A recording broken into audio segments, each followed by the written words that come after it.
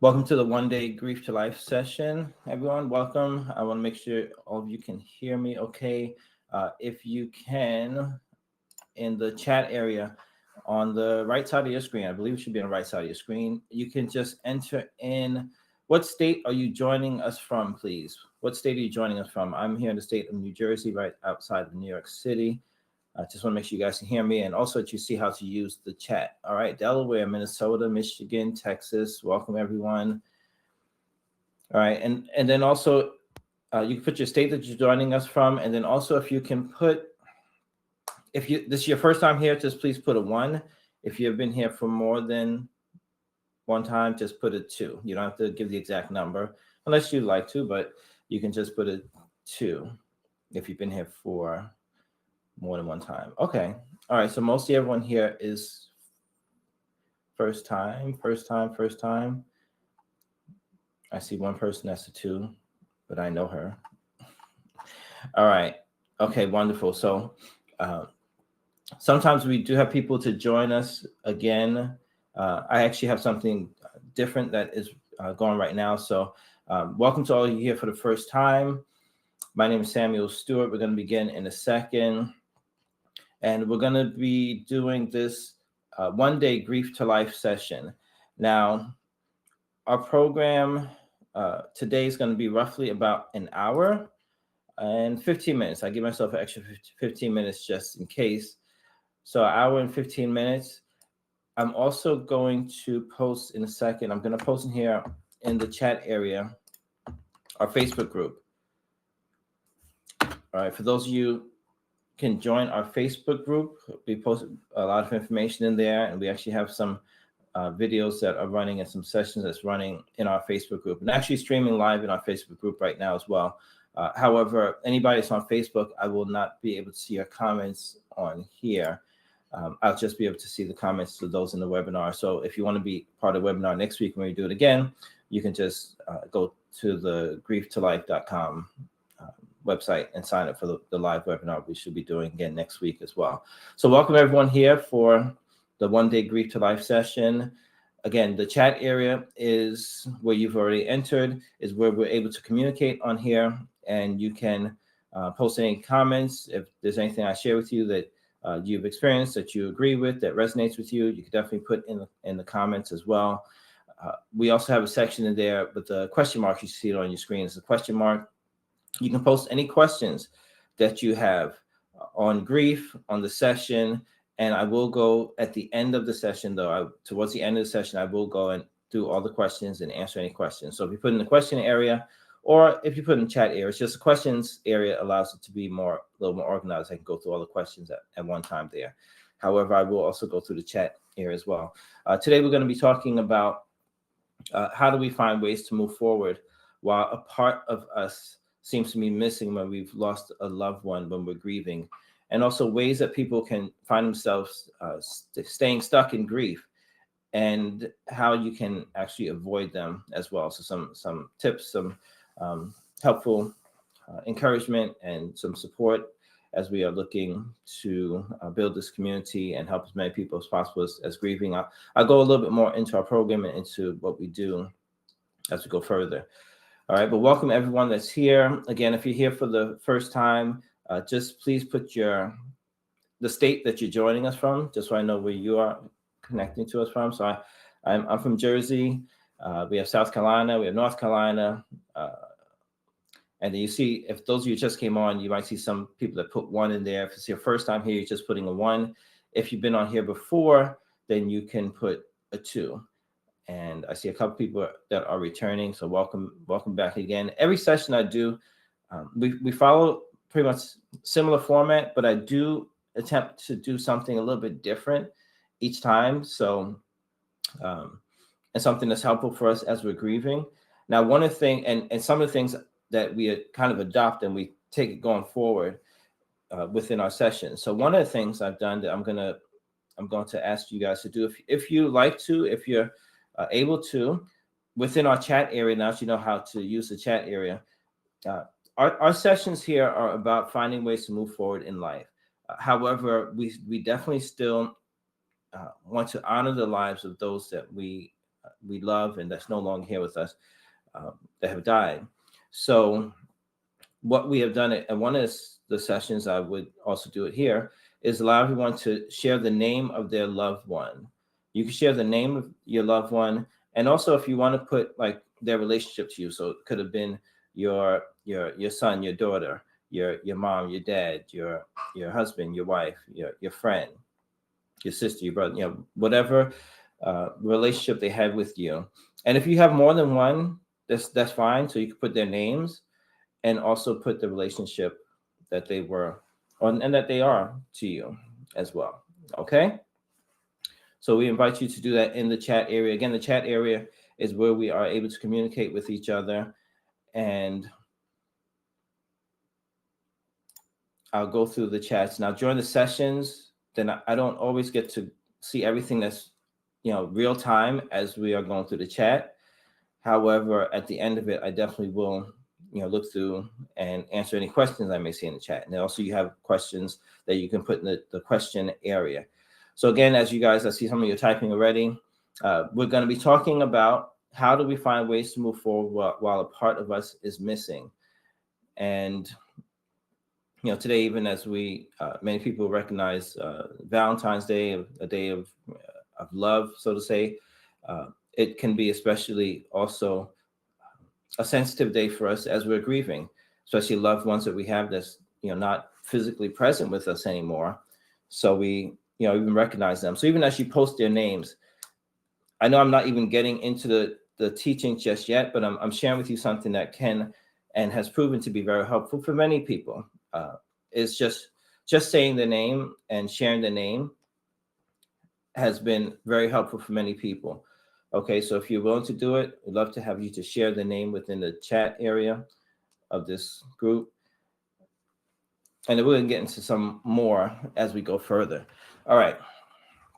So wonderful. Thank you all, even for participating. I want to, because this again, these sessions are about helping us as we're grieving, finding ways to move forward, but there's still an aspect of this that we honor the lives of our loved ones, and we don't want to forget our loved ones. I think that's some of the challenge that many people have when they come to these sessions, or even when they just want to work through their grief, is that how do we do it without forgetting about our loved ones as well. So in this platform here, we definitely honor the lives that are no longer here with us in present. So I'm going to just read their names. All right. And I'm just going to say it and just part of what I see on here. So we honor the first one I see here, and I want to make sure I'm going to the first one that I see. Okay.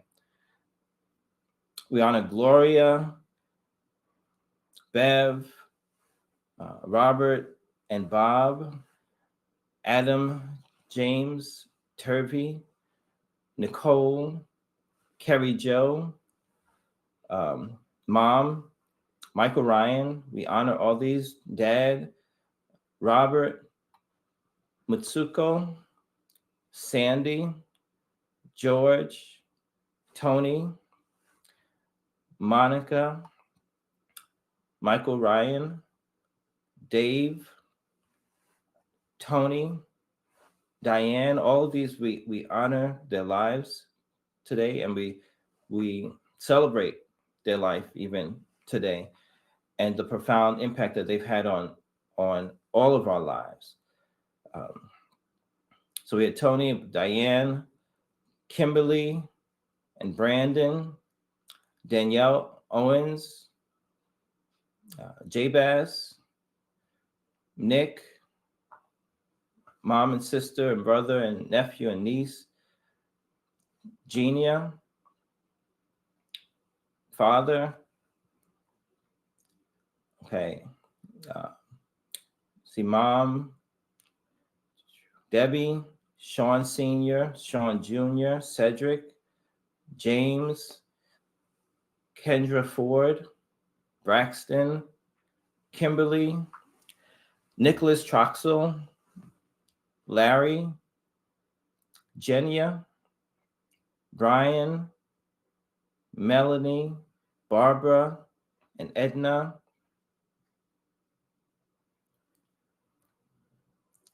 Louise and Beryl, Carmen and Patrick Stewart, Chris, Harvey, Cash, Larry, Sherelle, Caleb, and Francisek.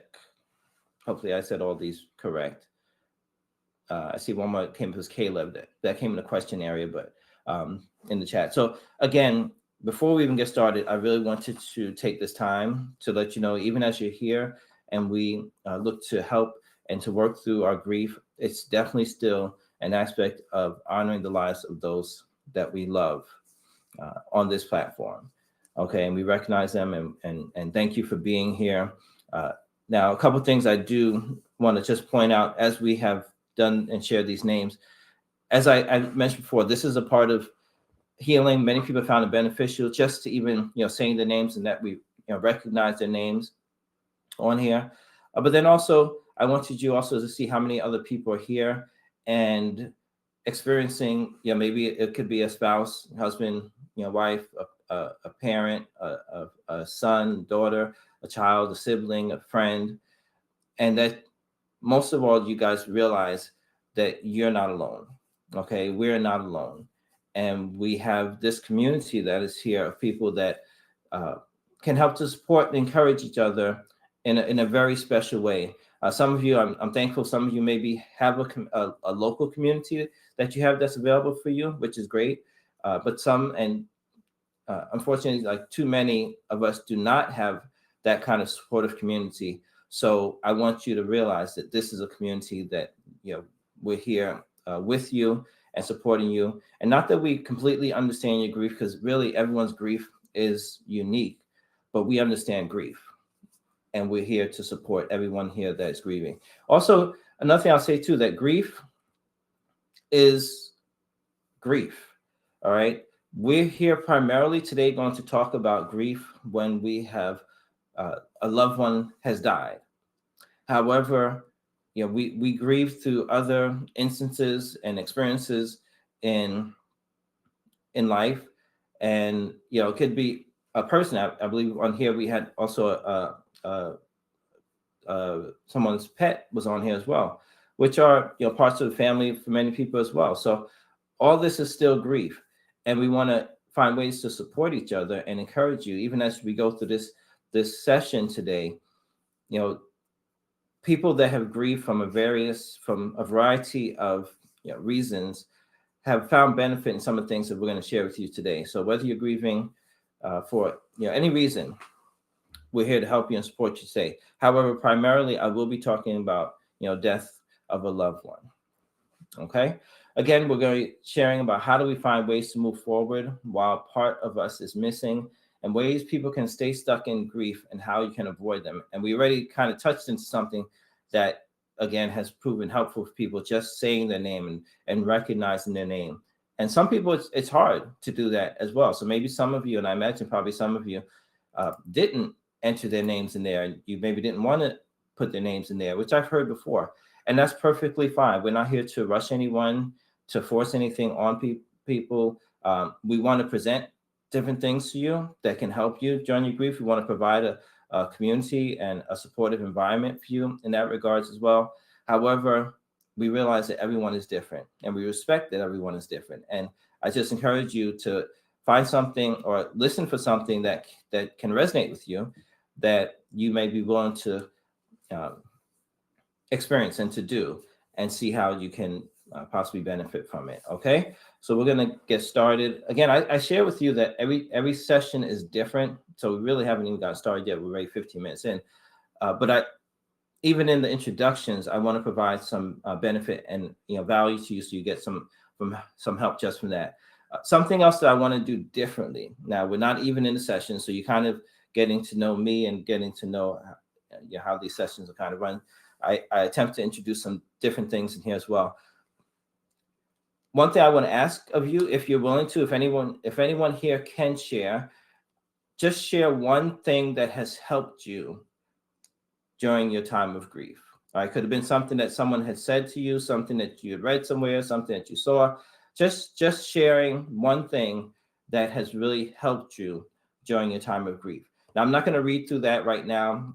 When I come back through and kind of circle through, maybe I'll share. But certainly, you're all on here, and you can read through it as I'm talking. Attempt to listen to what I'm saying as well. But the chat area is just what it is. It's that you can communicate with each other, you can share with each other, you can encourage each other. What I share with you is not all of the help and the support that we provide in Grief to Life. I'm here, and we have Grief to Life coaches that can help you through with different things. However, the community aspect and what we can also offer to each other is also very, very important to our program as a whole. So I want to just even invite some of that right now. If you could share something that's helped you during your grief journey, if you wouldn't mind just sharing it in the chat. All right, now I'm going to go ahead. How do you find ways to move forward while a part of you is missing? And why so many can find themselves stuck in grief. And I just listed a few of these reasons that we may be unsure of what to do now. Our loved ones are no longer here. And I'm introducing some of the things that we talked about in even some of our previous sessions and things people brought up. But, we could find that our purpose, it was so closely tied to this other person. And now that they're not here, we don't know, like, what is our next step to take? All right, what are we supposed to do? Because our lives are so, close to this other person. We also can feel disconnection from others. As I shared before, some of us have family members and we have friends. Obviously, we have, other people in our lives. But when we experience grief and loss, sometimes there's a great disconnection that can occur, that we feel disconnected from the others that's in our life. And it could be because we're grieving differently, they're grieving differently. There could be different expectations. There can be communication can be severed in a way. There can just be a disconnection from others. And this is another thing that can keep us stuck in grief. Also, I say we can get some helpful advice that really just doesn't help.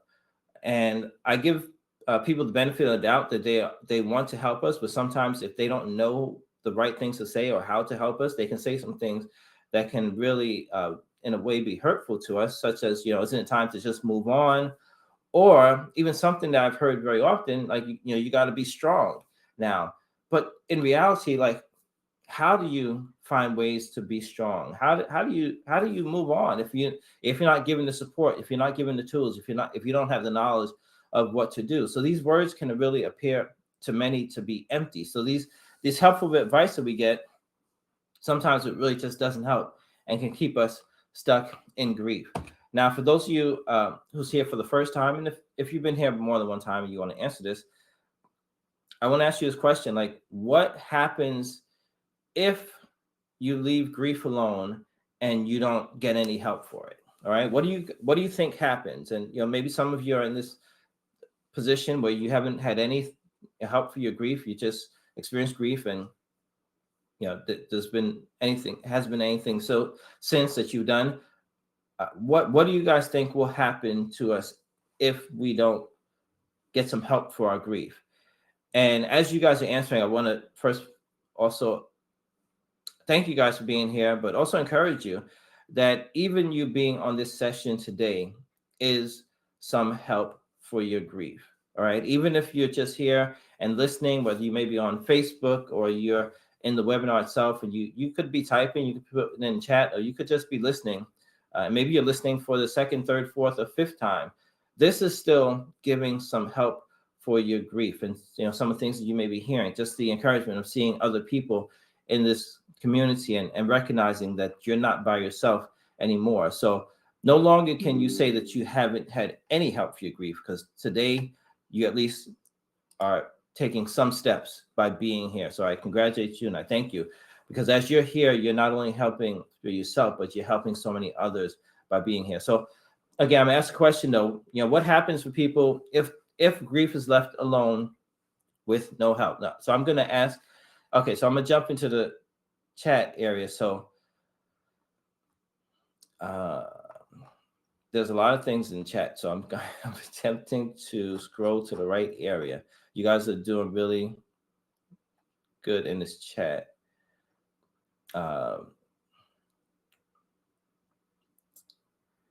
Okay, so you guys, a lot of you answering the questions that we had before. What has really helped you? Okay, great.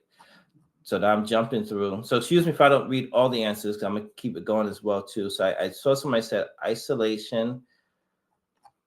Okay. And the chat keeps jumping. Never ending cycle of depression.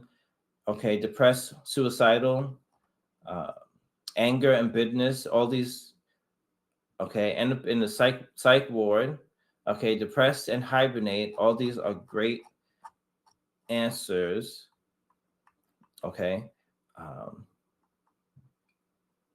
Okay.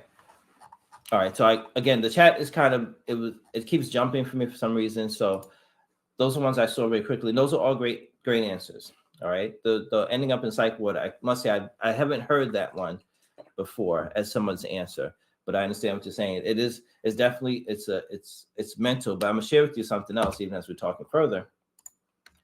And these are just a few things I would add to what you said as well. I'll say this: prolonged emotional pain. Prolonged emotional pain. And when I say prolonged, it's just longer than and intense than it should be or could be. Okay. Now, let me also set the stage and set the expectations and tell you reality that we don't really ever get over grief. Okay. I can't even say that I have mastered grief and I just don't grieve anymore because I know so much about it. I've understood it. I've helped so many people ever since. That's not the reality of life. Grief is something that we will have with us as long as we live, because we're going to miss the person that was part of our life. But as I'll share further on, and why you're here today, and what we want to help you through as well too, because maybe after I make that statement, you may be thinking, well, okay, if we're going to have grief, then why should I even come on here or be here if it's just we're going to have grief for the rest of our life? I say it that we're going to have grief for the rest of our life, but it doesn't have to be the same way and at the same level and at the same intensity and have the same impact in our lives. Okay. So if we don't do anything about it, though, we are opening ourselves up to prolonged emotional pain. Now I'm gonna go ahead. There's more I can speak on that as well, but I just want to keep it so I can keep coming with what I want to share with you. It can also put a strain on our relationships. Okay, so the relationships that we have with our loved ones, with people in our lives now, on our jobs, what have you, it can put a strain on those other relationships if we don't do anything in reference to our grief. I kind of touched on this a little bit as we spoke earlier. It could be because we're grieving differently, because they can be grieving as well too.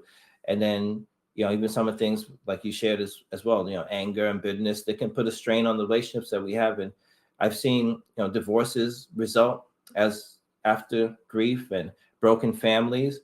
So, these things can result if we don't do anything with our grief.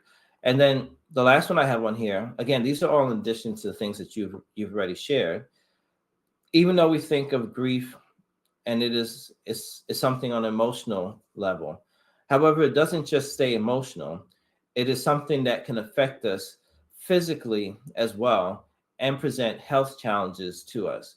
I mean, think about if we can't sleep, how can that impact us in our physical health?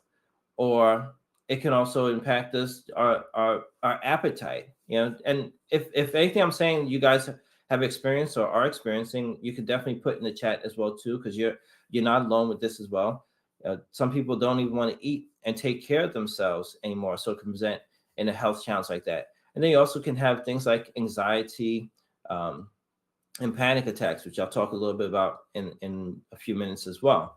So these are some things that can happen if we don't do anything with our grief, or if we bring no help or get no help for our grief. But again, I congratulate you, first of all, just for being with us here today for this hour and 15 minutes that we'll be on, because this is doing something for our grief as we join.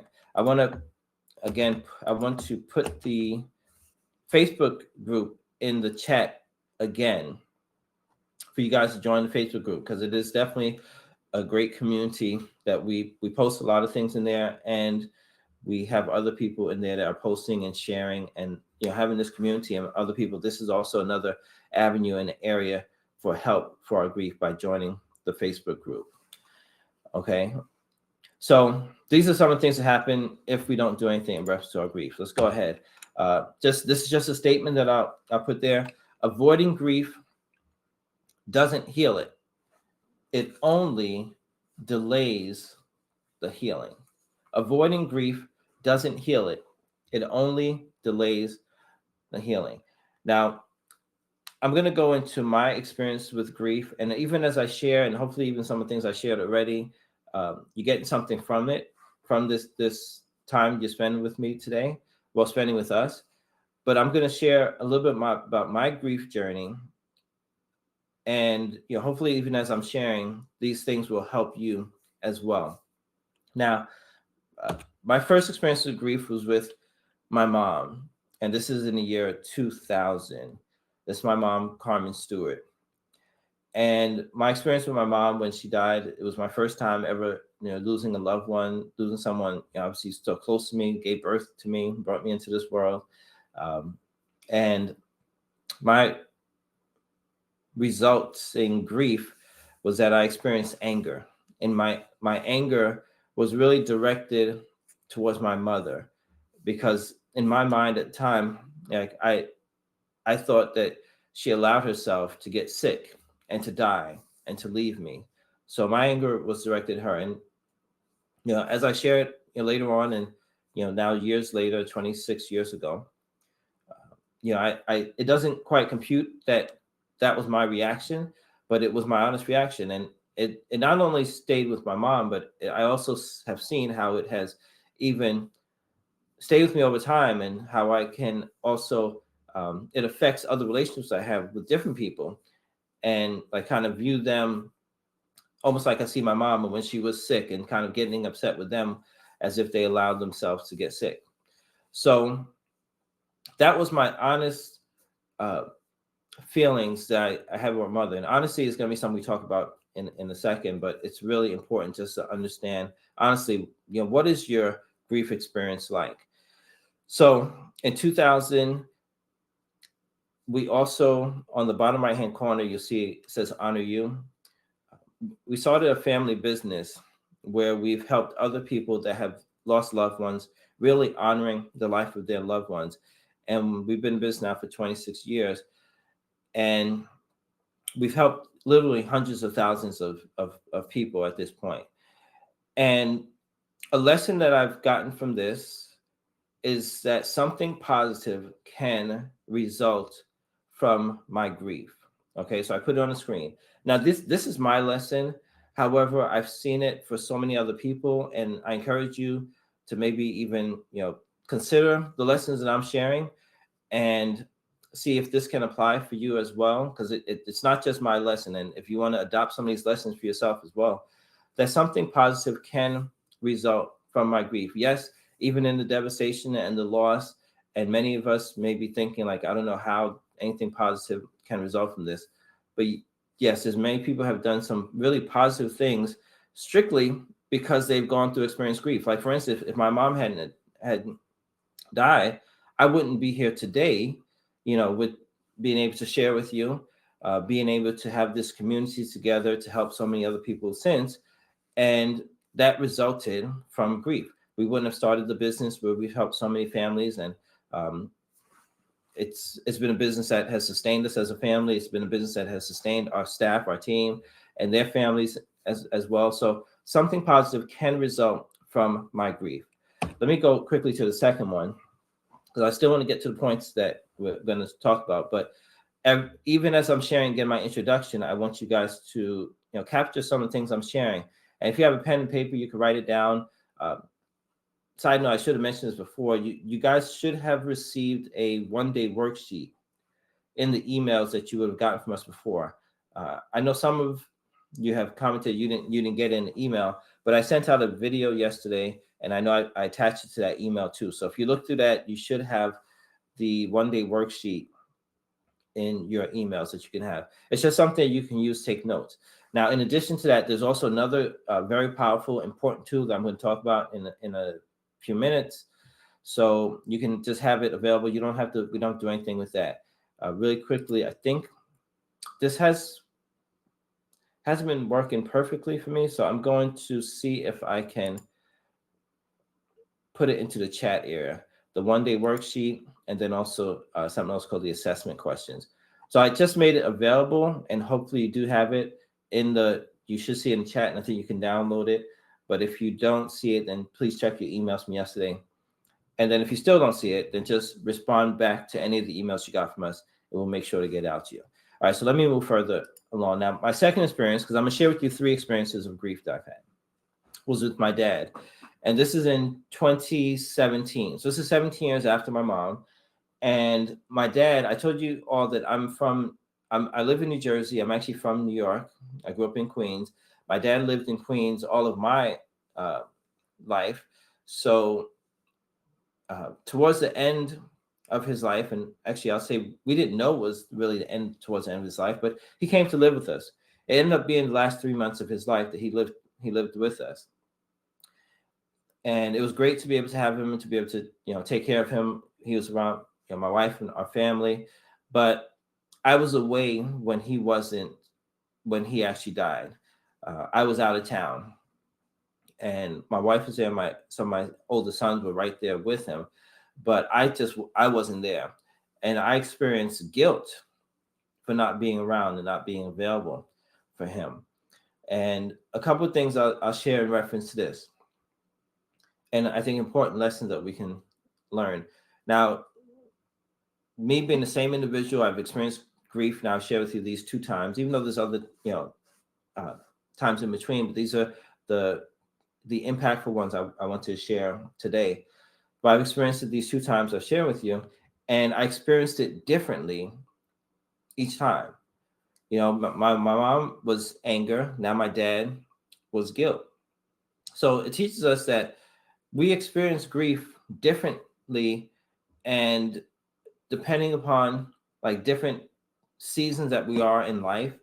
It could be also dependent upon the relationships that we had with our loved ones. So I say this because no one has solved the grief problem and say, okay, I grieved and I've gotten through it. I'm good. And next time I grieve, it's going to be the exact same way. And I know how to handle it. That's just not the case. That's not the reality.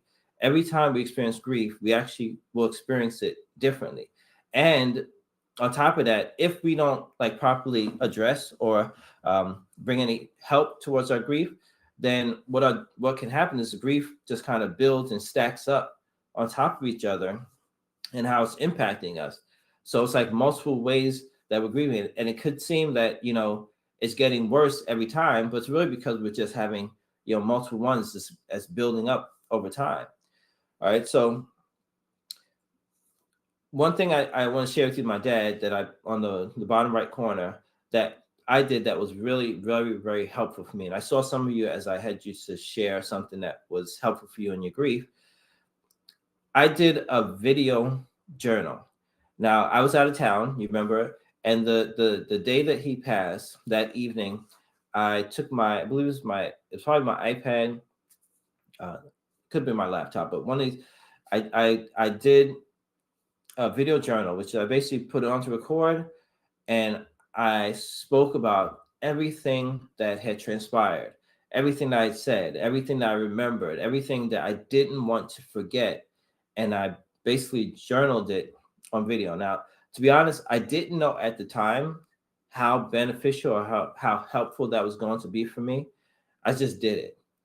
It wasn't until afterwards that I realized that it, in a sense, it helped me to have a little bit of a relief or a release, because I didn't have to intentionally attempt to remember all these things on my mind. Like when we talked before about, we don't want to forget our loved ones. We don't want to forget, the relationship. We don't want to forget the good memories or, how they made us feel. So I didn't have to intentionally, attempt to remember these things on my mind, because I knew that they were safely stored away, because I had videoed, everything. I journaled everything that I had wanted to remember from that time. It's not that, okay, you go ahead and forget it, but no, I knew it was safely there. So I didn't have to keep it on my mind, and it didn't have to weigh on my mind. Like, what happened next? What happened? So this video journal turned out being really, really beneficial and helpful for me. Now, as we introduced it into our program, into our community, Grief to Life, some people can do a video journal, which is great, and you can do it. Some people are not necessarily comfortable doing a video journal. As I shared with you before, some of the things I'll bring today, it's not that you have to do everything. Find out maybe how you can tweak it so it works with your personality, what you feel comfortable doing. So if you don't want to do a video journal, that's fine. We've also shared that you can just do a regular journal in regards to, it doesn't have to be a journal as in a book. It just be a pen and a piece of paper. Okay. And that might be easier to start with, just have a pen and a piece of paper and to journal. Now, for those of you who have journal, which I know I saw some in the chat that some of you are saying that you journal, it's been great. But I want to share with you like the simple way that I say to journal for this time. Okay. So one is we're going to journal, and I encourage as many of you that's willing to do as possible to do it. All right. Even people that were resistant to it at first, when they did it, they've come back and said to me how helpful it was for them. They said, I don't journal. I don't like journal. I don't want to journal. And they've come back and said, I've done it. All right. And it's not that we force you to do it. No, I just encourage you to do it because I know so many people have benefited from doing it. So this is I'll say 3 things that we tell people of how to journal. One is to set a timer for your journal. Timer is an countdown timer. You want to do it for, I say, 5 minutes. All right.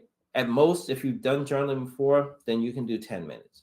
But don't go past 5 or 10 minutes. I suggest really just doing 5 minutes. Set the timer so you know that when the timer goes off, you're done. Okay. I don't want this to be a full, day's exercise. It shouldn't even be an hour's exercise. It's just something that you can do. If right now, East Coast time, it says 1:37 and you would do it right now, you should be done by 1:42, if we do the 5-minute timer. So set a timer for 5 minutes. That's the first thing. Second, you get a blank piece of paper, pen, but I want you to write down basically everything that comes to your mind. Everything. All right. Don't second guess. Don't attempt to make it sound perfect. Don't attempt to make it sound good or to make it sound right. As I shared before, one of the keys to this is honesty. We want you to write down honestly whatever comes to your mind. All right. You could be angry. You could be angry at your loved one. You could be angry at yourself. You could be angry at God. You just be honest on this piece of paper. You're not going to share this. I don't need you to send it to me. I'm not even going to say to share it with anyone else. This is really strictly for you. So if you want to share it, you certainly can, but it's not really about that. It's really about you being able to journal honestly without judgment. Okay. So you're just writing down honestly on this piece of paper within that 5-minute time.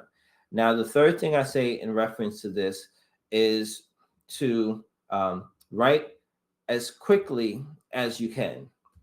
All right. Write as quickly as you can. So as fast as your pen can go to paper, then you want to write like that. And what that's doing is that it's avoiding us from second guessing what we're writing, which is it's helping us to be more honest in our writing, which is writing everything that comes to mind. And I tell people, if you don't, I think for most people can start off like this. Excuse me. I don't know what I'm going to write, but excuse me. All right. So that's how you start off your writing. I don't know what I'm going to write. And you just go from there and start writing. Okay. So that's the journaling. So now with my dad, the lesson I learned is that there are helpful tools that are available for my grief, such as this writing, such as journaling. All right. If you remember my mom lesson I shared with you, is that something positive can result from my grief, my dad, that there are helpful tools that are available for my grief. Okay. If you guys are getting something from this, just also let me know as well too. If you've also journaling and how this is, if you're going to do it, if you're going to journal, also put in here as well. Okay, I would love to see that some of you may attempt to journal, even if you haven't done it before. All right, now the third one I will share with you is my dear friend who's like my brother. His name is Chris. Now this is in 2023. All right, great, Brandy. I see that you love journaling. It helps you a ton. And there's so many different ways to journal. And for those of you who have journaled before, this is that's really a introduction journal. There's more that we could talk about with journaling, but I'm glad you're doing journaling. And for those of you who don't really journal so much, please, just start with what I was sharing before. Okay. So my third experience with grief was with my dear friend, his second brother. This is in 2023. And, this is after I've been helping thousands and thousands of families, honoring their life, their loved one. Remember, we have a business called Honor You. And I thought that I was good. I thought that I was, I could handle this. It's fine. It really wasn't going to affect me because I'm helping so many others there. But as I stated before, this is something I've learned. It's not something that I knew from the beginning. No one just masters grief. We all grieve and we all suffer from grief at some point. And even as I help people, and even as we go through this, I share in Facebook group or even other times, I still grieve. For different reasons, for different experiences, different times. I still grieve in a sense. Even my mom, my dad, and my friend. It's different than what it was before. Okay, it's not the same. It's not the same impact, and it's not the same quote unquote devastation in that regards. Like at this point now, I enjoy talking about them. I enjoy sharing about them. It's like their life still matters as I share them with other people, and even share the lessons that I learned from them, share the lessons that I'm learning even through the grief experience. That is, again, a way that their life still matters and helps other people. So with him in 2023 though, I thought I was good. So this is not a long, this is a couple of years ago revelation I said I got. But with my friend, I guess also could have been because I thought I was okay with it, so I didn't even do anything or attempt to prepare myself in that regards. But I suffered. I think it was probably one of the hardest parts of grief for me was panic and anxiety attacks, and I had never experienced this before. Never experienced it in life, and it was a couple months after he died that I started to experience these panic anxiety attacks, and it was really because my wife helped me to kind of sit down and trace back to when I first started having these feelings of anything that kind of resembled the panic anxiety attacks. And we traced it back, and it was like really like right before he died, and when he was more or less like in hospice and kind of on that decline, that I started to have little hints of it. So it was a result of my grief, this panic anxiety attacks. I've heard so many other people have also experienced that. And if you guys experience anxiety or panic attacks, please also share in the chat as well. And I'll say one thing that I learned through that, because when I was, and hopefully this will help anyone that goes through that, when I was going through the attacks, what I was attempting to do was trying to get as much air in as possible. I was trying to breathe in. I was focusing more on my breathing in. But then I learned, and my heart was racing, I learned that in order to get us to be more relaxed and our bodies to relax down, we actually have to focus more on the exhale than on the inhale. So for me, what I had to do was consciously time my inhale, and I would do it for 3 seconds, inhale. But my exhale, I would do it for at least twice as long. So it would be more like about 7 or 8 seconds I would exhale and follow that pattern. And then my body, after about 90 seconds to 2 minutes, would calm back down into a normal state. Now, it's saying it right now, it's easy, but I want to be honest with you and give you guys a real expectation, even as we go through this program. Just like I said before, grief will have grief with us. But even with this panic anxiety attacks, is breathing. it was hard. It was very hard. It was, um, nights and nights that it was multiple times I was having panic attacks. But and it wasn't just nighttime. It'd be at the dentist's office. It'd be on the airplane, in the car, what have you. All these different places. But I had to, in a sense, force myself to do this breathing routine. Now, as I say, it was hard. One encouraging thing I'll say to you about it was, after the first time, it got a little better each time. You know why? Because I had the memory of the first time that I did it. And you know what? Okay, I know after 90 seconds, 2 minutes, my body's going to relax back down. So it got a little bit better each time because I had the memory of what was before, which is God given that we have memory sometimes that we can remember these things. But that helped me through this experience by doing that over and over again. And then within about a week or so, because it didn't stop. It's not an instantaneous thing. This grief is a journey. After just being on here for an hour and 15 minutes, or even, different things that we may do, it's not that everything is going to be fixed and you're going to be fine and you're not going to, suffer from grief at all anymore. But if it gets a little bit better, and that's what happened with my anxiety and panic attacks. It got a little bit better each time. And that allowed me to then, after about, like I said, a week or so, to really overcome it in that regard. And then to help other people through it as well. So hopefully that can help you. For those of you have gone through some panic anxiety attacks, I learned about like breath work. For me, it was like the 3-7-3-second inhale, 7-8 seconds exhale. There's many other breathing techniques that are available that I've learned since, but just to keep it simple, that's one that definitely worked for me.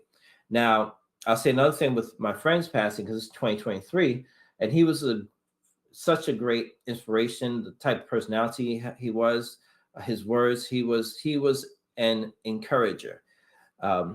And his death, his passing, it actually really inspired me to start this program, Grief to Life, like this formal program. Yes, I've been helping families since 2000. We have Honor You, but to formalize it into a program, I would say I really got inspired from my friend to do this and to put it like this, why we're here today. So grief, and the lesson I got from this is that grief can inspire me. Grief can inspire us. Okay, again, I've seen so many people that have launched or done some really great things as a result of their grief. And you may be thinking, how can it be inspired? How can it be motivated? How can I even have, and I'm gonna say this, some people find even greater purpose in life after they've experienced grief. One way I'll say, or two ways I'll say, that I share that, usually some people can relate to in a way, is there could have been something that your loved one was always telling you that, you should do this, or you could do this. And they really could have wanted you to do something, and maybe you didn't get to do it, or you didn't get to finalize it, or maybe you started it. But now, as a result of them not being here, you may be even more inclined, more inspired to do it, to fulfill it, to make it bigger, to make it better, to, whatever that thing may be. All right. That can be how one way that grief can inspire us. I feel inspired every time, again, like I share about my mom, my dad, my friend. People tell me all the time, your parents have been so proud of you if they knew what you were doing right now. That inspires me to each week come on here and to share with you all, and to be here and to form this community and to have this all together. We can help each other through this. It inspires me to know that they would be pleased with me doing this. And you have to think about it for yourself. Like, what is your loved one? Maybe something, again, that you knew they really wanted you to do something good. Obviously it's something, and that you now can develop even a stronger motivation to do it. That's one. Another thing I'll say too is that maybe there was something that they were passionate about, something that they were involved in, something that they would do over, and they were really committed to, and now they're no longer here. It could be like they passed the baton to you, and now you take it up and you take it over, which we've heard many people do things like that as well. So now, again, finding some motivation and some purpose in life through this grief experience. So I want you to maybe consider that or think about that for yourself, because a lot of times we have this unsure of what to do next. But I'll say this: when we grieve, these things can actually help to point us in the direction of things, powerful things that we can do afterwards. All right. So again, my friend inspired me to do this Grief to Life program. It actually really inspired me to make a lot of decisions in life that I really wasn't making before, that set us off onto a whole nother trajectory in life for myself as well as for our family, and to even be here today. So let me just share with you really quickly what this Grief to Life framework is. It's based around what we call 4Ds. And this is going to be quick because I want to get to even some other things that we're talking about. It's based on 4Ds. There's first D is determine, then decide, then develop, and then deliver. So 4Ds. The first stage is where we help people to determine where they are in their grief journey. Remember, it's not an overnight thing. It's not a quick 1, 2, 3. But in order to really move forward in life, we have to first determine where we are and know where we are. So we give some tools, and even the assessment questions, which I'll talk to you about like really towards the end, is one of the great tools that we use to help people to determine where they are in their grief journey, as opposed to just feeling the devastation and the loss, which many of us do feel. Realizing, how is this really impacting me? Is it impacting me in my relationships with others? Is it impacting me in my mental my mental thoughts? Is it impacting me in my hope for the future? All these different, it's impacting me in my physical health. There's a lot of different areas that we can kind of help people to determine how grief is impacting them. After we do the first D, the second D is to decide, which is helping people to now start to take a little bit of control and decide for themselves, like, okay, this is the area that I want to see some forward movement in. Okay. It's not about us telling anyone what you should be doing, how you should be grieving, how far along you should be in a month or 2 months or 6 months from now. No, it's helping you and empowering you and giving you the tools and the support so you can decide for yourself, okay, I want to move forward in this area. All right. I'm giving you the quick definitions. The third D is to develop, and that's in 2 stages. I say developing a plan of how to move forward in their chosen area. Okay, a step-by-step plan that they're able to, that's workable for you. Also to develop with the tools and knowledge. All right, such as we talk about, like journaling, maybe learning how to journal, or the breath work that we talked about on here as well too. Even today we shared some things about like saying someone's name, or other little things like this as well too. These are developing with the knowledge that we have, that we can actually move and take those steps forward. All right, and developing as individuals that can actually take those steps forward with these tools.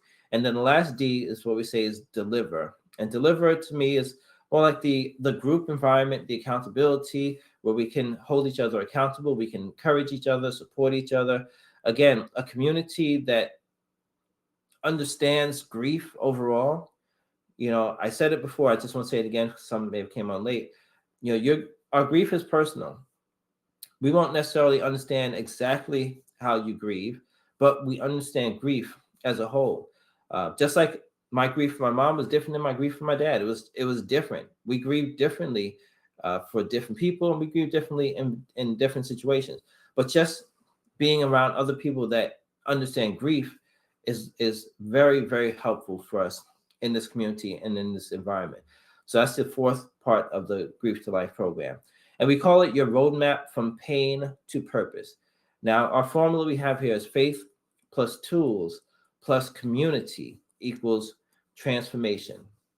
That's faith plus tools plus community equal transformation. Now, our program is it's a biblically based program. Okay, so it is faith. Let me actually jump back.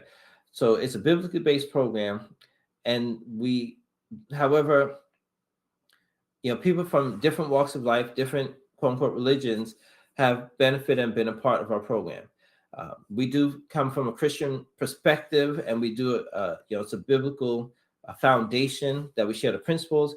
However, we've had people in the program that were not religious at all, people of different faiths, and they've all come to the program and found some great benefit from it. Okay, but I do make sure to tell people, yes, it is grounded in the Bible. So I really didn't give a big introduction of myself before, but here I am now. My name is Samuel, and my wife is Karen Stewart, and she is on here somewhere. She hasn't come on these one-day webinars with me yet. She has been on Zooms, and when we do Zoom sessions as well, she's been on there, and she's in the back end here. So she's chatting. I don't know if I haven't been able to read through the chat to see if she's able to chat with people on here as well, but she's helping with every aspect of this. So even if you will email me back or on Facebook, you see comments, usually will comment under my name anyway, but it's her. Well, it's either of us, but we're both involved with this. We've been married for 30 years now.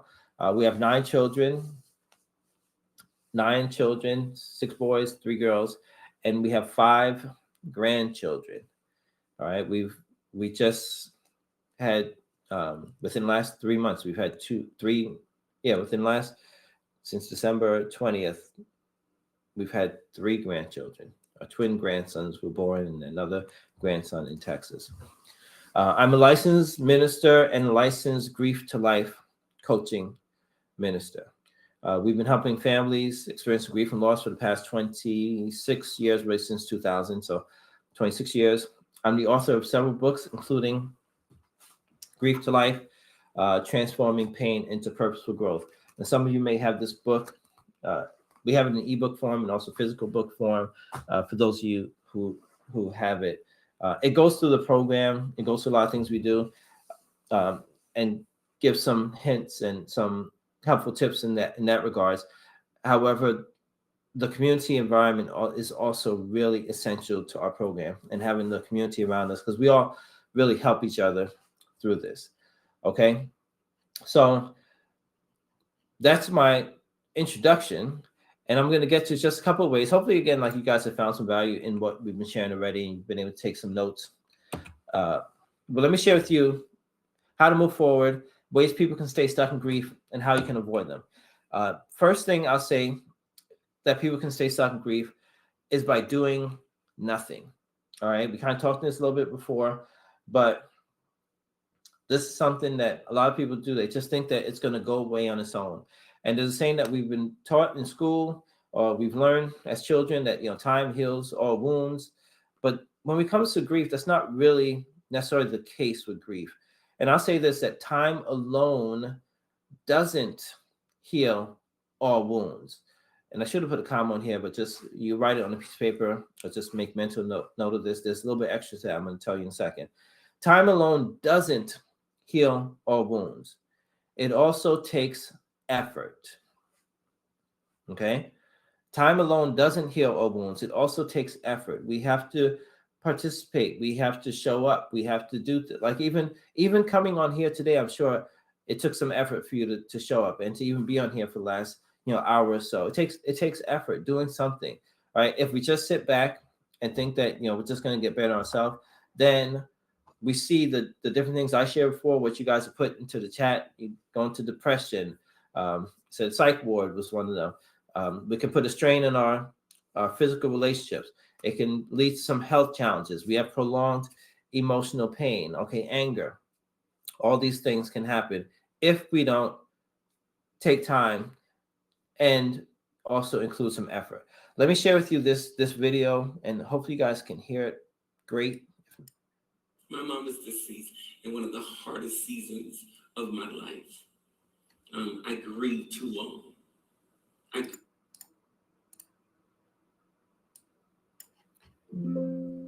Grieve too long. Is that possible? Oh, yeah. Faith, sanctified, filled with the Holy Ghost. Is that possible to grieve too long for mom? Yep. If you don't get the necessary help. Help is offered, but if you don't go get it, you'll live. excuse me, I'm messing this up right here. Let me just go back again real quickly and then go. Unnecessary help. Help is offered, but if you don't go get it, you'll live in it. And this is one of the reasons as a church we started a counseling center. I have a counseling service to help some people because I didn't have anybody to talk to, tell me what I was living in. Every Mother's Day, I had a date with grief. That's too long. Because no one told me how to come out of that thing. Before Mother's Day come, begin to speak life, begin to resist the enemy, and he'll flee. But I was just, okay, it's Mother's Day. I'm about to give in to this thing. I would dive into grief. All right. Great. And this is live, as you guys can see already. I was attempting to make it bigger for you guys to be able to see it, and then as I was doing, it paused. So I apologize, but hopefully you got the point of it.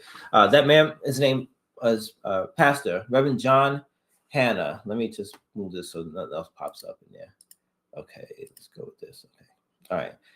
His name was Reverend John Hanna, and he was talking about his mom every year would come back and it's like Mother's Day would die back in grief if he didn't do anything about his grief. So if we don't do anything about it, if we think that it's just going to go away on its own, it just doesn't.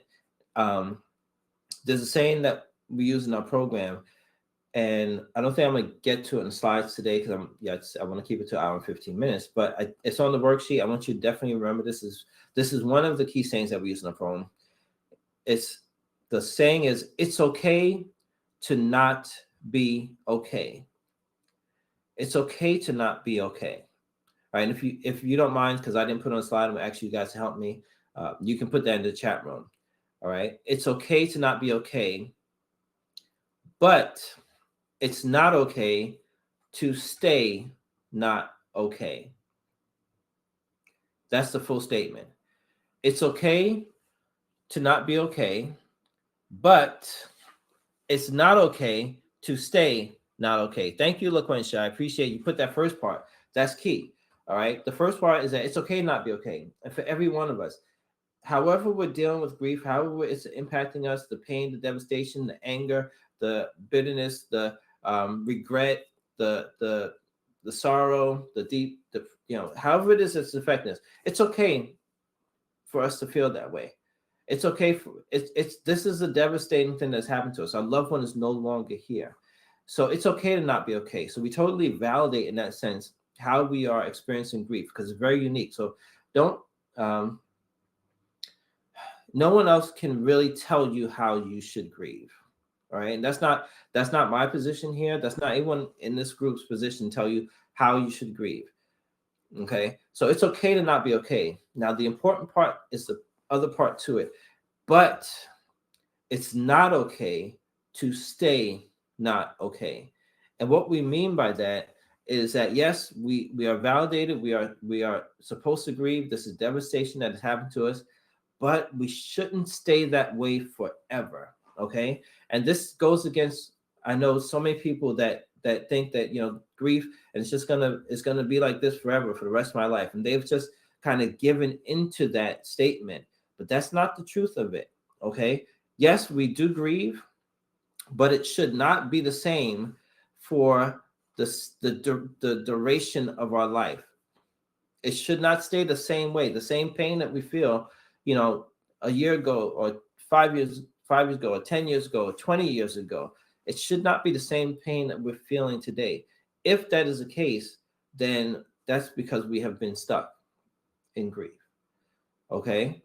So as Pastor Hannah shared, he grieved. He kept diving into it because he wasn't doing anything about it, but he wasn't getting help. So they started like a grief counseling at his church, which is good. Our model is more of grief to life coaching, which is different. But we're not here just saying, okay, everyone just do coaching. No, we're here saying that we need some help for our grief. We weren't really designed to just handle grief on our own. All right. That goes into another point I'm gonna share with you as well too. So it's okay to not be okay, but it's not okay to stay not okay. Now, another thing I'll share with you from Pastor Hannah was just the fact that he's a pastor. Okay. As I'm a pastor, I'm a minister. everybody grieves. All right. So don't feel bad because you're grieving. Don't feel that it's a failure or a weakness because we're grieving. No, everybody grieves. Whoever, the pastors, the bishops, the pope, everybody grieve. You know why? Jesus grieved.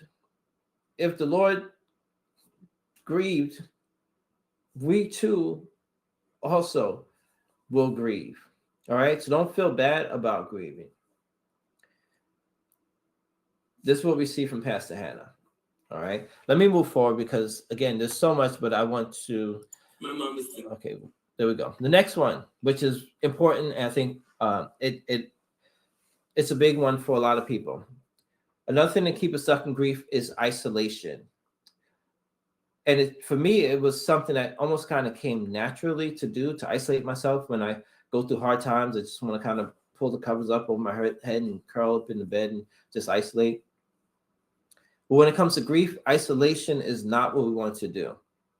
All right. How many of you have like isolated yourself or find yourself a little more isolated than when you first started grieving before? Isolation, why it's so dangerous for us as we're grieving, is because it's really the opposite response of what we're designed to do and how the Lord God created us. All right. When we isolate ourselves, we're taking away some help that the Lord God has already given to us through other people. Okay. From the very beginning, creation, Genesis, the first book in the Bible, chapter 2, he said to man, it's not good for man to be alone. It's not good. All right. Then he created woman. And it's not just about like husband and wife and that intimate relation there. It's really that we're supposed to be around other people. We're supposed to be in community. We really thrive when we're in community.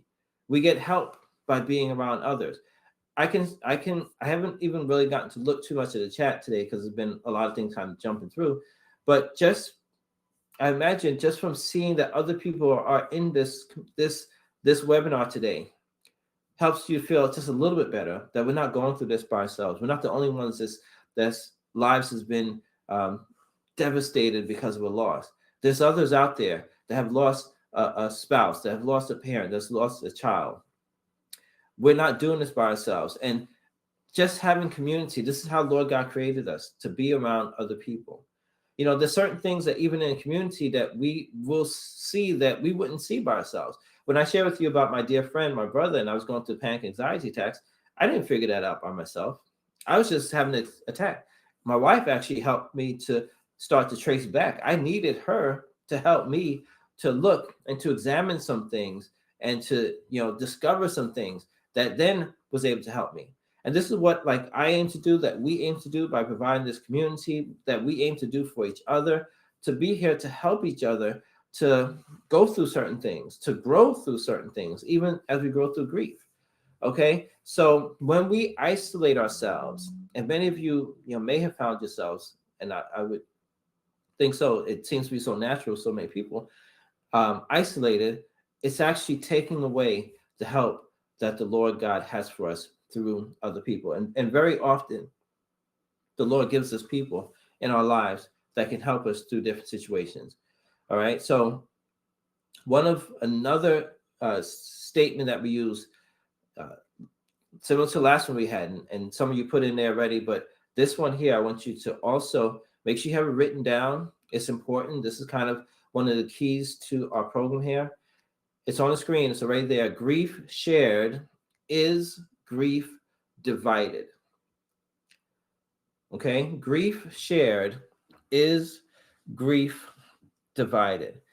And what this means is this very strong, powerful principle with grief is that as we share our grief, as we are around other people, as we choose to not isolate ourselves, we actually help to lessen the weight and the pain of the grief that we feel and that we have to bear all by ourselves. We're not designed to do this by ourselves. We need other people. Okay. So grief shared is grief divided. And having others around us. And what's interesting is that even if they're grieving as well, like we're a community of people that are grieving, we're all grieving, right? but we all can help each other through our grief. So it could be people that's all grieving together, but they're all helping each other because it's lessening the weight of what we need to carry for ourselves. Now, I always share this example because my wife gave this example as well too. Imagine like you have to move a table from one side of the room to the other. Yes, maybe you can pick it up yourself and carry it all by yourself, but you're carrying it all by yourself, just like that. If you have 2, 3 others that can each take a piece of the table up and move it, then you don't have to carry it all by yourself, and it's so much easier to get it across to the other side. And another example is like at the time of the funeral, a funeral service. Yes, we're dealing with the devastation. We have the loss that has occurred, but we have other people usually around us during that time of the funeral, and we're still devastated. However, we don't realize that it's being lessened because we have other people around us. We realize it 2 or 3 days later when people have more or less gone back and we have less people around us, and we start to feel the weight more on us. All right. That's the same principle at work, that grief shared is grief divided. So it's so important for us to have a community around us. And I'll say this, a right community that can understand, that can support, that can encourage us. All right. So isolation, when we choose to isolate ourselves, we are taking it on all by ourselves. And quite honestly, the Lord God did not create us to do that. So isolation is the opposite response to grief. And grief shared is grief divided. All right, let me go to maybe one more because we got a few minutes left.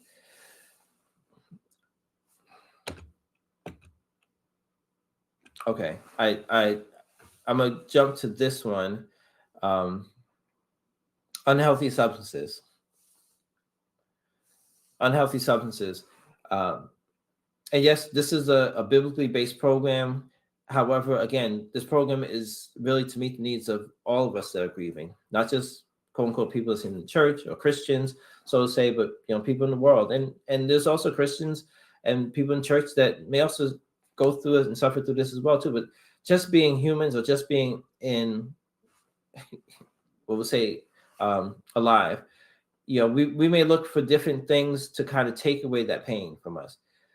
And we can look at maybe unhealthy substances such as alcohol or drugs or other things as well. But these don't really fix the problem. They actually just mask the real problem. Okay. And they also take away some of the real help that the Lord God has given to us as well. And I'm going to go through this quickly because I'm going to stick with my time, but I want to just get this point. And that the Lord God, the scriptures, Psalm 139 says, I will praise thee, for I am fearfully and wonderfully made. And Lord God has created us so magnificently. And he's put the ability within us to really heal ourselves from a lot of different, we could say, even illnesses and different things that happen. Like imagine if I was to cut myself or you cut yourself, right? It doesn't just bleed forever. Your body is designed to start to dry up, the white blood cells will come, start to form a scab, and start to go through a healing process. That's how the Lord God has created us. That's on a physical level. Similarly with grief, right? The Lord God has put within us some relief and some help that we can count on, even as we're grieving and we're suffering the emotional pain that we feel. And those things come through the way of our senses. And I'll say our senses, and this is just one part I'll say with this. The senses, the 5 senses that we normally talk about is like our sight, hearing, smell, taste, and touch. They're really pathways to our brain, and the Lord designed us so that we can actually get a lot of relief from our senses that can help us through our grief. And I'll quickly go through these things here. We have our sight. Now, for those of you who like looking at like a scenery, I like looking at mountains. I love looking at mountains or some type of painting or art. And we've done different exercises with that as well too. This can actually help to relax us, depending on what you like looking at. You might be like looking at the sunset or the sunrise or the ocean. All right. Our sight can actually help to relax us even as we're going through grief. So the scripture that I put with this is Psalms 121. It says, I will lift up my eyes unto the hills from whence comes my help. My help comes from the Lord, which made heaven and earth. Just a quick scripture. I won't go too much into detail with it because I just want to quickly go through these sentences for you as we are at our 15-minute mark. Hearing is another one. Just hearing some music can help to relax us. There's something called affirmations that we've done in our program as well too. Can help to help us as we're grieving.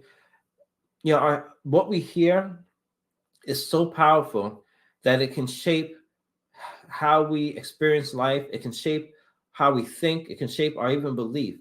Romans 10:17. So then faith comes by hearing. So what we hear can actually help us. So even some of you that have been on here today and maybe have heard something, hopefully you heard something that has encouraged you and maybe given you a little bit of hope, even though you're grieving.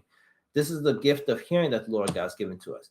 Smell, we can smell something, it can be nostalgic. It can transport us to a whole different time and period of life. We have a science called aromatherapy, and sometimes we can smell these things, and this gift of smell that the Lord's given to us can help us to feel better.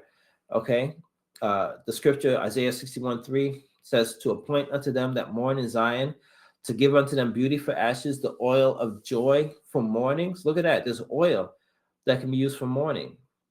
Kind of go into that aromatherapy, certain oils that you can smell that just makes you feel better, that gets you calmed down, that gets you focused, that uplifts you.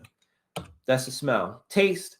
I mean, many of us are familiar, if not all of us, with a whole section of foods called comfort foods. Why is it called comfort foods? Because it helps to comfort us in some way.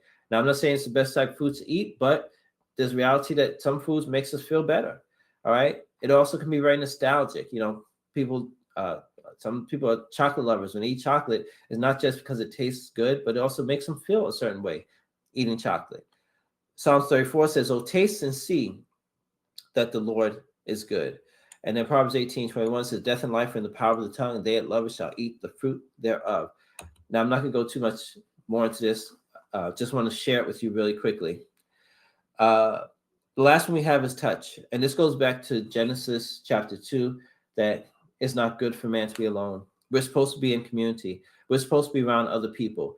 Yes, we're doing it in a quote unquote virtual environment, because many of us are around the country and some around the world that have joined us and that continue to join us. So we have this space for you in this space, but having people physically with us is even better, to get a hug from someone, to hold their hand. All right. There's the science of massage and acupressure. All right. All these is this manipulation and touch. All right. So this is another sense. So now I bring this back into this point here of why unhealthy substances are so bad for us when we're grieving. Because remember I said it masks the real problem, but then it's also, what is it doing? It's taking away the help that we can get through our senses, because it's impairing our senses. All right. It's dulling down our ability to see, to hear, to smell, to taste, and even to touch. So I highly encourage you not to indulge in these, because it's not fixing anything. And it's also taking away how Lord God has created us, some of the help that Lord God has created us that we can actually get for our grief. Okay. So I share with you, I think, quite a bit, hopefully within this hour and 15 minutes, and a couple of ways that we can get stuck in grief. I want to just do one more thing for you, and then I'm going to, we had the worksheet that you guys had there. In addition to the worksheet, I've also given you these assessment questions, which you should see on the screen. We call them 30 assessment questions. Now, remember the 4 Ds of our program is, the first D is to determine. All right, determine where we are in our grief journey. And all of us are in a space. All of us are on the journey, but we are at a different space. And wherever you are is fine. But we want to help people to see where they are and how it's impacting them, because then we can start to take steps forward. And these are 30 questions that you can answer. Okay, and they're in different sections. We see emotional well-being, we see physical health, social connections, mental and cognitive health, purpose and meaning. All right, so this is 30 questions. This is one of the tools that we have. And quite honestly, when people have just taken the questions and just really reflected over some of these answers, they've gotten a great benefit just from doing it. Remember, time alone doesn't heal all wounds. It also takes effort. So I encourage you to go through these questions. All right. If you join our Facebook group, let me see if I put in there again. There's something I'm doing very special for these next roughly, I said 14 days.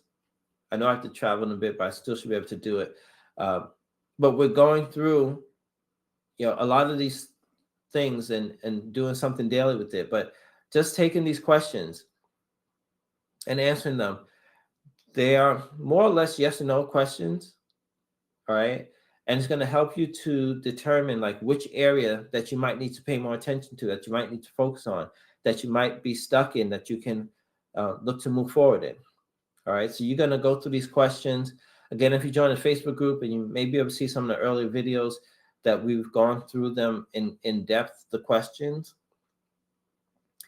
But again, even if you don't find it and you just go through it, I think you'll find some benefit for it. All right. So the yes or no questions. Also, I'm going to say this to you, as I said earlier in this program, one of the key things also is honesty. All right. Being honest when you answer these questions. I don't want you to answer it for how you want to be. Answer it honestly where you are. Okay. Because we're using these, it's almost like our map. It's our starting point for our map. And if we don't start off honestly where we are, and we answer as though we're somewhere else, then we can't accurately, map our course to where we want to go. So answer these questions honestly and join a Facebook group. And that's it for today. I don't want to go too much into other areas. There's a lot more that we share and we put into our group. Actually, another part that I didn't mention before, a lot of times people come on here and they ask us, well, or they even, quote unquote, they come and they think that, let me just come here, put this up. There's a cost for this, of what we're doing. And our program we have a Grief Life program, and all the stuff that we're doing here, the Facebook group, even these one-day webinars, we're sponsored by Lighthouse Ministries. All right. So sponsored by Lighthouse Ministries. Yes, we have people that donate into it. Absolutely. If you'd like to donate towards it, you certainly can. It's on our website, grieflife.com. There's a donate button on there. You can donate towards it as well. However, Lighthouse Ministry sponsors me to come out week after week, and the technology, all the different things we use to communicate, to post on Facebook, and to run ads, which many of you came through by way of ads as well. So that's where a lot of donations is, to find and join people that we can to help during the grief. Okay, so I say it to say that there's not a cost for you to do this thing. It's really the time and effort that you put into it. Also sharing with other people as well, encouraging other people through this process. It's a community. We're a community that we're looking to help each other. So even people that have gone through the program still come back in, and I encourage people to come back in and to share what they got, because we're still all grieving, to be honest. Again, we haven't solved. There's not a grief master that we don't grieve anymore. It's really that we're helping each other through this entire process of grief and grieving. Okay, so Lighthouse Ministry again does sponsor this. And if you go on the website, if you would like to donate, then you certainly, we encourage and we appreciate any donation that come towards it. All right. So right now I'm going to just do questions and answers. Those of you who may be watching on Facebook, again, I can't see that right now. So if you want to be a part of this live session, just sign up. We'll be back here next week on the 21st as well. Each week, more or less some of the same things we cover, What's different, I do attempt to do a little bit different, like we did something early in the session. And I say something different probably each time I present it as well. And then we have different questions and the comments that come on as well too. So, but you can certainly come back as many times you like again. Okay, let's go through the questions. And thank you all for being here. And I'm just going to answer the questions I see in here. And hopefully you guys got some from it. If you did, you can put that into the chat area as well. Okay. I'm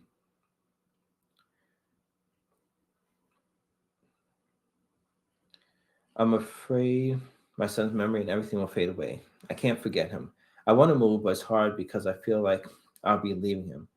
What's the right thing to do? Okay. So again, I just want to share with you in the program, like in this program, so we don't tell anyone how to grieve or what you should be experiencing in grief. We kind of, our thing is to create the supportive environment, community, give you the tools, and to help you to move along in the process and the steps that you want to take that are meaningful for you. Okay. So it sounds like from your question, you don't want to forget him. But how do you do that without forgetting him? I mean, how do you move forward without forgetting him? And that's through even, some of the things that we're sharing here is ways you can honor his memory, honor his life. And we're definitely about honoring people's lives. Sharing stories of him with others, sharing lessons that you've learned from him with others. Okay. Even finding some of the purpose like we talked about before, maybe some things that, he would have been proud of you doing. Now you're doing it with a greater motivation and you're remembering every time you're doing it. Well, not, maybe not every time, but you're remembering him as you're doing it, So these are ways that we can still honor a person's life, still move forward, not remain stuck, but definitely not forget them. I don't want to forget my mom, my dad, my friend, and others who have died as well. I don't want to forget them.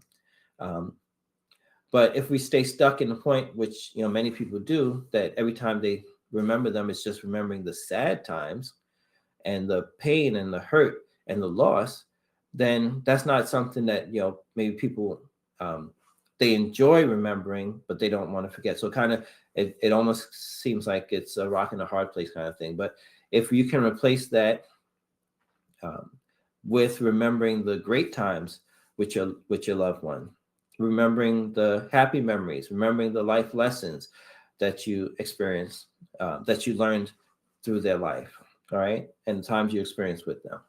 Okay, all right. So hopefully that helps you and anyone else that may have had that same type of question. All right. What's a healthy timeline to grieve in the not okay stage and start working on this work? Okay, so Cece, again, and it's a great question, and especially for like how our program is, we don't tell you how long you should stay in each stage. It's just we don't want you to stay there beyond how long you need to stay. Because honestly, every stage that we go through in grief helps to prepare us for the next stage, right? It helps to build us up. It helps us to strengthen us. It helps to, again, prepare us for the next stage. So we want to encourage people to move forward and not stay stuck in the one place. Because sometimes people, and we found people stay comfortable in hurt because it's familiar, because it's what they're used to, because they don't want to forget their loved ones.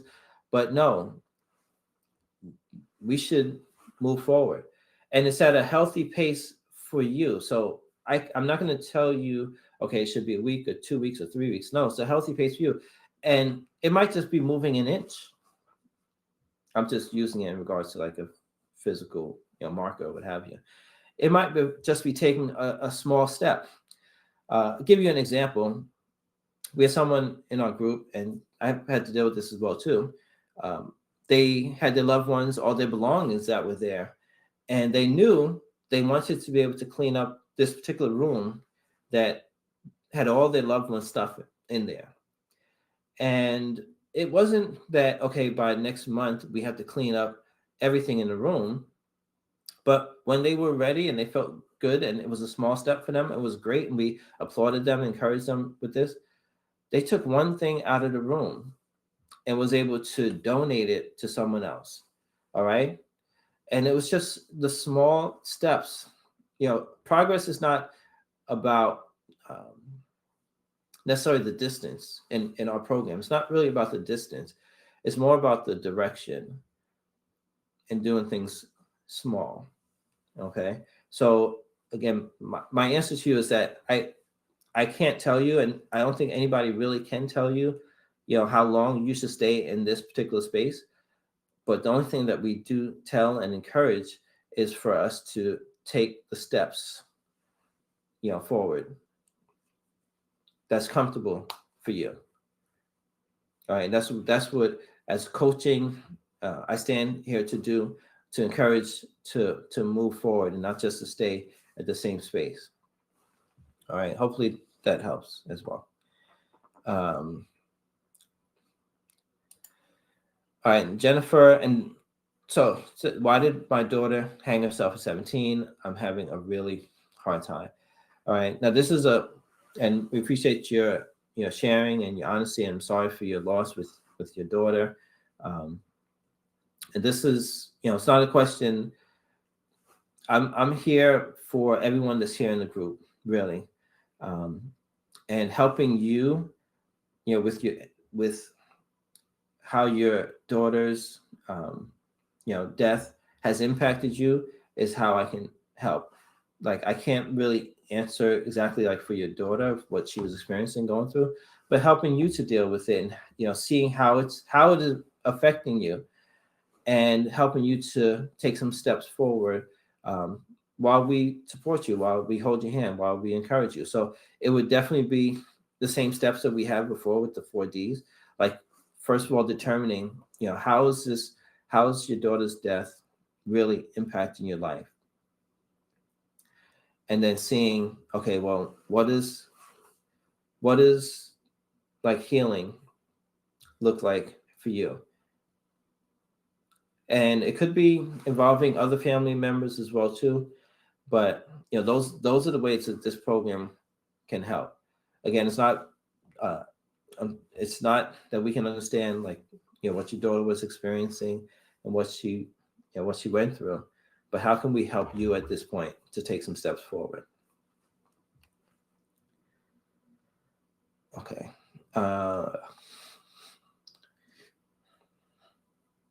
All right, Kimberly, good question. Is it okay to be on? It jumped. I'm sorry. Is it okay to be on antidepressants? So I mean, for some people need to have some kind of a physical, drug, I say, so to say, with that. Every person is different. So, if this is something that you feel like you can't handle it without it, then maybe it is that you have to take it. And this is, again, everyone is different. What I would say in reference to this is, whatever you're doing right now, maybe you're taking a certain amount of dosage of antidepressant now. If we work towards that, you can take less and less and less, that would be ideal. But if you feel that you can't handle it on your own right now without taking it, and this is what medical doctors see, I'm an Agree to Life coach. It's not medical. I'm not a medical doctor in that regards. If they have prescribed for you to take antidepressants, then I would say, that's where you have to follow. That's what you want to go through. But then see how we can work towards not having to rely on that, and finding, really hope in life outside of,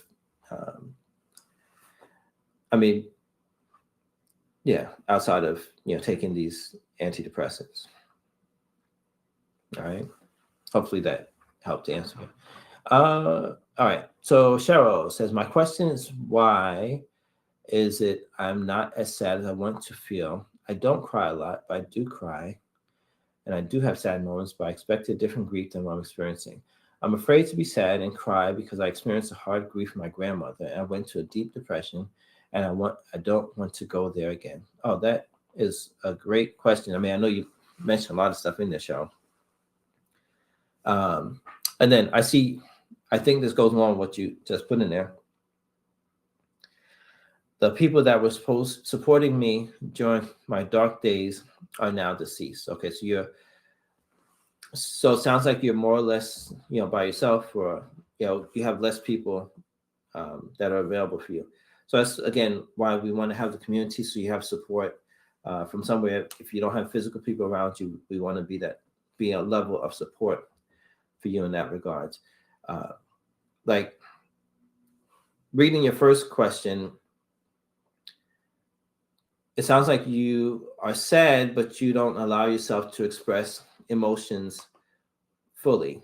And you kind of realize that and notice that. And that's a good thing to say, just that you recognize that. All right. Again, a lot of this program is about being honest. And remember, the first stage is like that determined stage to see, honestly, where are we? And if you feel like you're sad, but you're not really expressing your emotions, then that this is how Cheryl and anyone else that might be experiencing this, and anyone else this answer can help. This is how Cheryl has to kind of move towards that area. Again, it's not for me or any other coach or person really to tell you, you know what, you should cry more or you shouldn't cry as much or what have you. It's really where you are right now and where you want to go, and what is like moving forward look like, healthily moving forward look like for you. So within our group, we've had, within the same setting, we had one person that was similar to you, because she said that she wanted to be able to cry because, well, I think somewhat similar to you. She wants to be able to cry because every time that she mentioned her loved one, she felt like she had to bottle it in and she couldn't express herself fully. And within the same group, the same setting, we had someone else that said she wanted to stop crying because every time she mentioned her loved one, she felt like, or not, she felt like she couldn't say their name without crying. So they both seemed like they had parallel objectives, but they both were helped through the program, because the program isn't necessarily about like telling you what to do, but helping you to see what is happening, and then take the next steps of progression for you. Okay, so it sounds like one for you is having support. The supportive group is important for you because you don't have people around you as many people around you to support you, which we definitely would love to be there for you in that regards. And then helping you to take the next steps that's right for Cheryl. Okay, and finding that out, and then giving you the support and encouragement and the empowering, in the sense that you feel comfortable that, okay, I want to be able to speak about them or share with them and maybe cry a little bit or be able to express my emotions fully. Because sometimes we feel, and I felt like this before, that we weren't able to express our emotions because of maybe expectations that other people have had. But that wasn't being honest with ourselves, and that was causing me to be stuck. Okay? All right, so hopefully that helped you, Cheryl. All right, and then Kimberly, and I don't, my mom also committed suicide 25 years ago. Sorry for your loss, Kimberly, and you never received help. Okay, well, I'm glad you're here today, Kimberly. Again, hopefully what I'm sharing with you, what you're seeing, even here from the chat, is helping you somewhat with what, everything that you're experiencing, all of you. That's our prayer for as we come on these sessions, as we, share on Facebook group and responding back to emails and all that, we're helping in some way, shape, or form. So I'm just going to go through in the chat area. So if anybody has any, the questions are, I see it's empty there now. So I'm just looking at the chat and see if I see any questions. I'll answer those in the chat area. If you do have another question that you want to add in, just put it into the chat area because it'll be at the bottom by the time I get there. Okay, Britt said, brought tears to my eyes when you said, my mommy, Debbie, thank you for reading our loved ones' names out loud. To honor them, acknowledge them means so much. Thank you. Thank you for being here, Britt. And again, it is an important part of healing, even saying their names. And, there's many different parts of this, hour, 15 hour, not 40 minutes we've been together, but all of them are really designed to help you in different ways, in different aspects. It's not that you do everything that we share, but some of, whatever it is that you can take, again, it's journaling or breath work, the assessment questions that we shared before. Okay. All right. All right, Kimberly. Thank you for being here too. Cece, oh wow. I'm glad I pronounced it correctly. All right. You said 1 in 1,000 can pronounce it correctly. So, all right. Okay. Also, and I'm not going to be able to read through everything right now, but remember at the beginning, I had you guys to share what has been helpful for you for your grief. That works in 2 ways. I know I didn't mean to trick you in that regard, but it's in 2 ways. Definitely as we're reading what other people may be sharing, that's helpful for us because we're hearing, maybe discovering some things that has helped other people. But then also when we share with other people is another powerful, powerful dimension of healing for us when we're able to help other people. This is one thing I learned even from the story of Jesus when he actually grieved. One of the times he grieved, that he went out and he ministered to other people. So even as we look to help other people with some things that we may have learned that have benefited us, it helps everybody. Okay, so I had you to do that for everyone's benefit as you did. So I'm glad you guys were able to do that. I see some of the things that you put in there. All right, let me put this in I'm putting the Facebook group in here one more time so you guys can hopefully join the Facebook group. All right, let's see. It's too soon. Jesus Christ. Chris said Jesus Christ and counseling. Okay, that's good. So it's not a question, but I'm just sharing with you again. So I'm a grief to life coach. I'm not a grief counselor. I'm not a grief therapist. However, coaching doesn't go against counseling and therapy. Coaching actually really supports counseling and therapy. And there's been people that have taken some of the things they learned from us, some of the tools that we've been able to provide for them, and taken it back to their counselor or their therapist, and gotten benefit from it in that regard as well too. So I believe fully some people they need counseling. All right, some people need therapy. Coaching model is different. Coaching model, our model especially is a group because it's something so powerful about doing it as a community. There's another level of healing that we can do it as we do it together. And then also our coaching model is about moving forward. So our Facebook group, and I just want to, again, make sure set the expectations so the right people are joining the group and getting the right expectations. Our Facebook group is not primarily about posting cute sayings about grief. Yes, we do have some things like that about grief, but that's not the main thing of that. It's really about helping people as a community to be more motivated in life, to be more inspired in life, to take steps forward. This is really what our Growing Through Grief community is about. Okay, there's a lot of other Facebook groups there that, it's good for that. It's good for getting, quotes about grief, but ours is really about helping people to move forward. So if that sounds like it's something that you're looking for, I highly encourage you to join our group and to participate when you can and engage as much as possible. Okay, so I was just saying that in reference to counseling. I'm not a counselor. I'm a grief to life coach, right? And it's even in the name. It's like grief, moving from grief to life and living coach. Okay. Arlene says my prayer life has been a great help. Absolutely, that's vital, prayer. Okay. All right. So I'm really looking for questions. So I'm not going to be able to read through everything, but hopefully you guys have got to see through and read some of those answers as well. And you should all get a copy of this recording. It'll be available for 48 hours afterwards.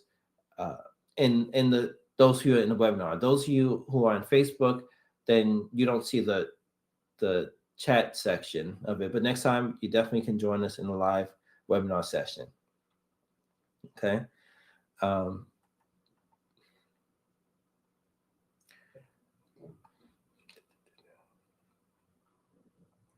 I'm just looking to see if I see any other questions in the chat area. If not, I'm going to, okay, it's okay to not be okay. Great. Remember the last part of that statement? It's okay to not be okay, but it's not okay to stay not okay. So we shouldn't be at that same point for 5 years, 10 years, 20 years, a year, but whatever. We should be continually like growing, as we say, growing through grief. Okay, and that's what we're here to kind of help people through. Okay. Yeah.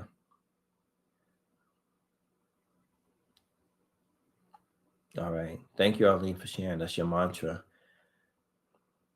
God created us to be with others. Absolutely, Kimberly. Grief shared is grief divided. Pam, I'm so glad you feel less alone. I'm skimming through, and I may not get everyone.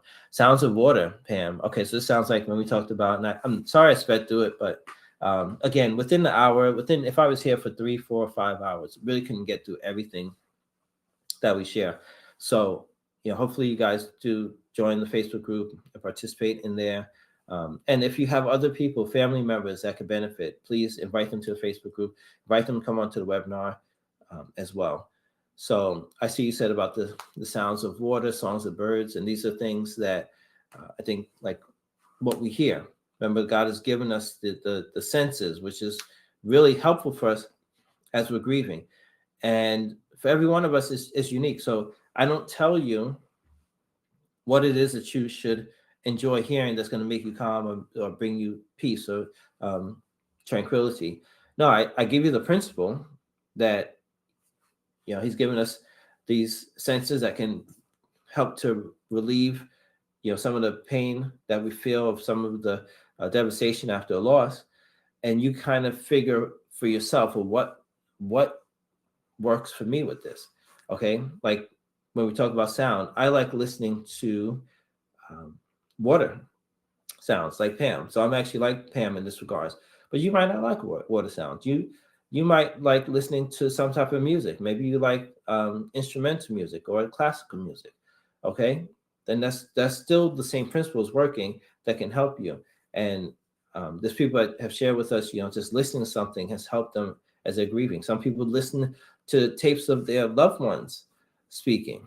All right. Some people listen to gospel music. Some people listen to church messages. It's still the same principles, but just find out how does this work for you. Okay. CC, I will not feel guilty eating chocolate from now on. Thank you. All right. I don't know if that was a full takeaway I want you to get from it, but just the point that the taste, the Lord's given us this gift of taste, the sense that can help us as we're grieving. I also mentioned too comfort foods, even though I don't say all comfort foods are healthy, and chocolate can be good and chocolate can be it can be not good. I think it's about doing things in moderation, and the over indulgence of almost anything can be detrimental or not or harmful to us. But chocolate is good. Dark chocolate, I mean, we do some things as far as the health area as well too. Dark chocolate is definitely a lot better and has a lot more benefits for us.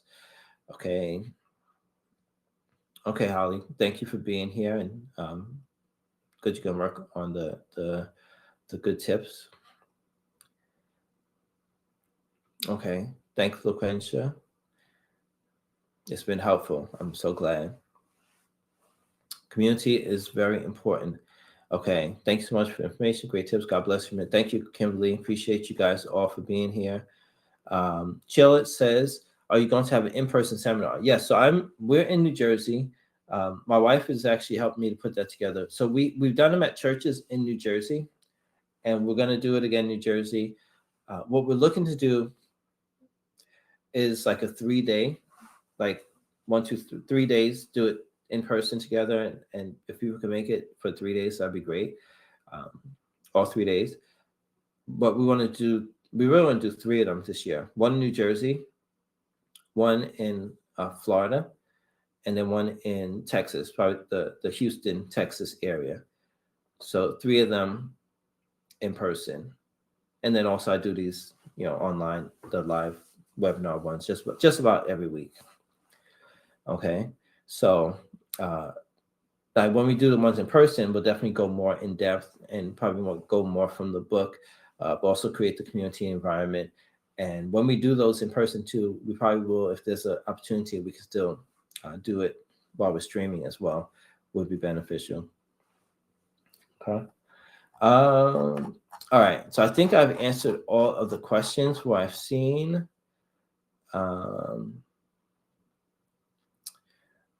Okay. All right. Thank you.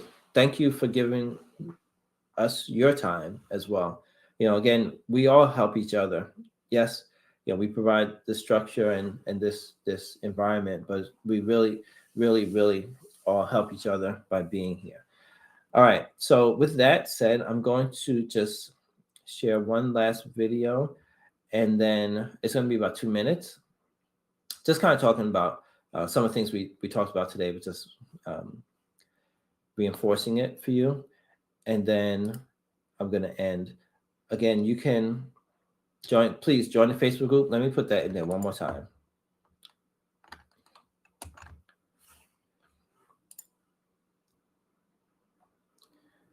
Okay. I put the Facebook group in there. Okay. And then, so Cordell, you just put something in there as I was putting, you said, I'm always ignored. I'm not sure if that's a question or did you have a question? I would make sure I didn't miss anybody. I'm looking in the questions area. Delise, CC, Jennifer, Holly, Kimberly, Cheryl, Kimberly. Okay.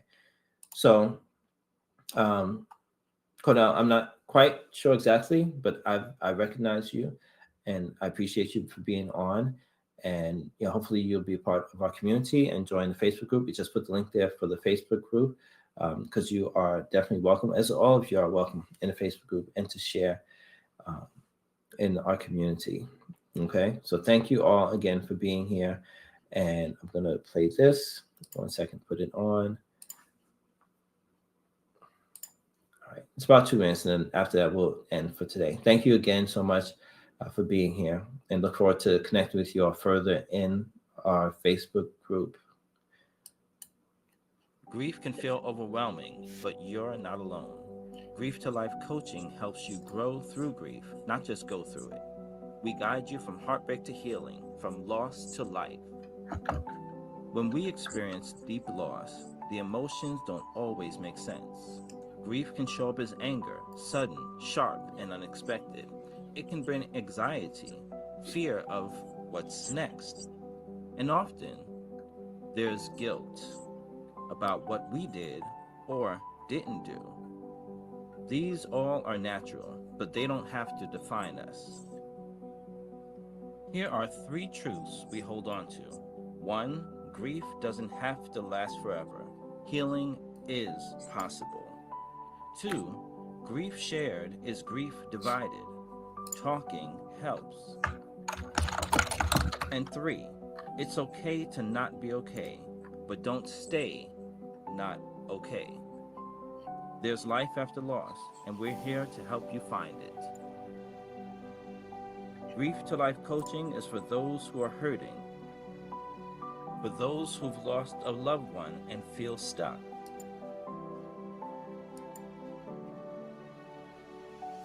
for anyone searching for healing, for people who want support but don't know where to start. and for those looking for direction in a life that suddenly feels off course. Our coaching helps you rediscover your identity. You don't have to stay stuck in sorrow. Let us help you move from grief to life. Visit www.grieftolife.com.